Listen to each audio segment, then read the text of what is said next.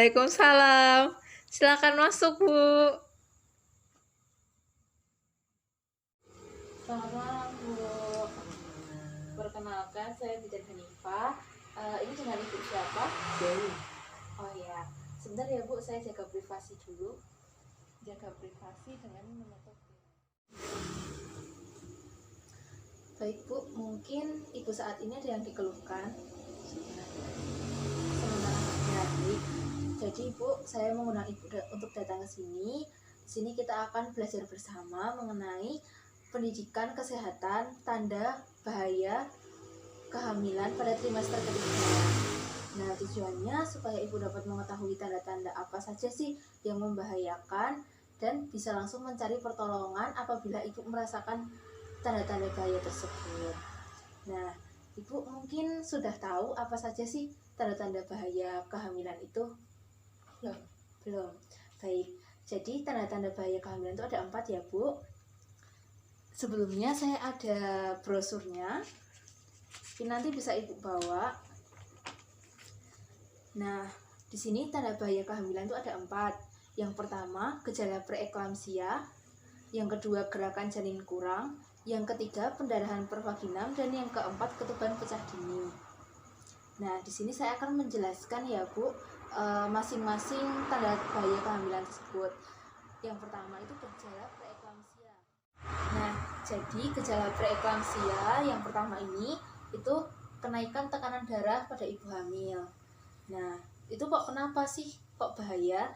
Karena untuk ibu sendiri itu bisa menyebabkan kejang dan kematian, dan untuk janinnya bisa menyebabkan gawat janin dan kematian.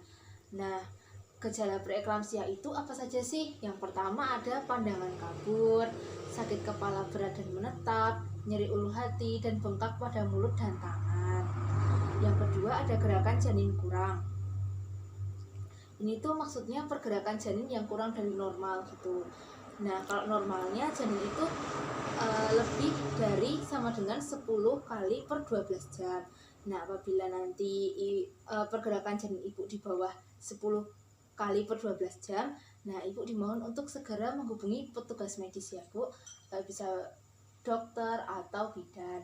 Lalu bahayanya untuk janin sendiri itu gawat janin dan kematian dalam rahim. Nah, yang ketiga itu ada pendarahan pervaginam. Itu apa sih? Ada pendarahan atau bercak atau mengalir. Itu bisa disebabkan oleh solusio plasenta atau placenta previa. Nah, itu nanti pendarahannya disertai nyeri perut gitu, Bu. Nah, itu bahayanya tuh ada bisa bagi ibu dan bisa bagi janin ibu. Untuk ibu nanti bisa menyebabkan shock hemoragi atau hipovolemik, bisa juga menyebabkan kematian. Nah, untuk janin sendiri, gawat janin dan kematian. Nah, yang terakhir ada ketuban pecah dini, Bu. Itu apa sih? Itu tuh cairan keluar tanpa disadari, itu lewat jalan lahir dan berbau khas.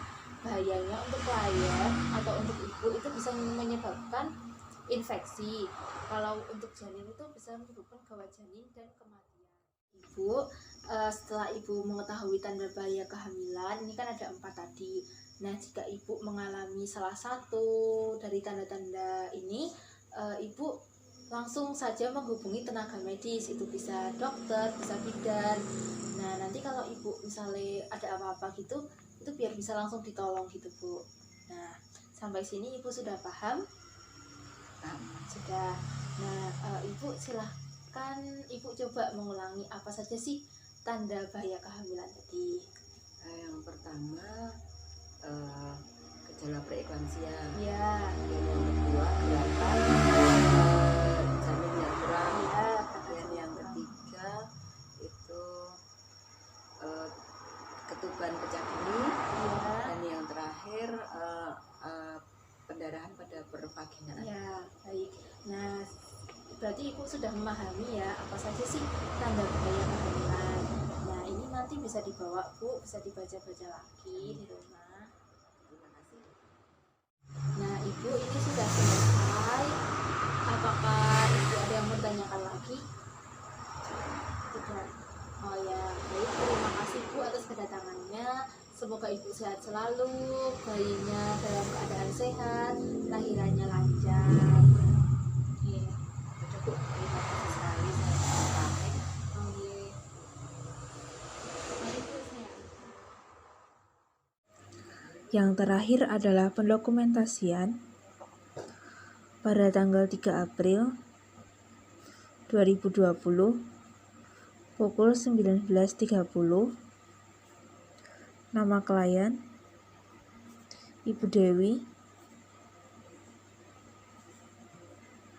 Tindakan yang diberikan adalah pendidikan kesehatan, tanda bahaya, kehamilan pada trimester ketiga.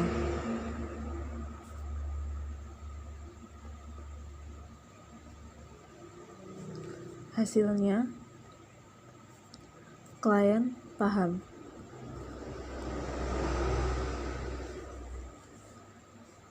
Tanda tangan,